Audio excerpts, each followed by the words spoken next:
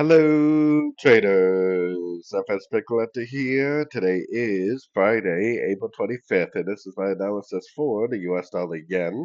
If you haven't done so yet, definitely do check out my free Discord group, which is linked down here in the corner at the end of the video. And make sure to take a look at my website, fxpipcollector.com. Watch the video on my home screen to learn more. So the US dollar yen finally did push up a little bit throughout the Asian session last night. I've been saying for a few days now that I think we're going to make some sort of an overlapping corrective pattern up to either the 50 or the 61% because there's a lot of support and resistance at those levels in the past. So as far as how it's going to get there, I think it is very, very likely at a correction. So I'm not really convinced it's going to be impulsive.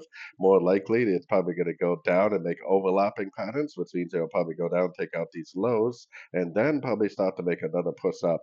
Now, corrections can be a little bit unpredictable, but now that we are in a correction, I definitely would be focused on longs. I would have been trying to get long at right here. I would be looking for longs there. And ever since we broke structure over here, I would have been looking to get long right there.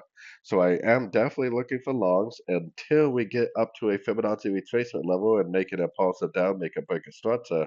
Once we see a break of structure at a Fibonacci level, I definitely will stop looking for longs and I will definitely start looking for shorts again, potentially for the continuation of the downtrend. So anyways, don't forget to like and subscribe. And as always, thank you for watching and happy trading.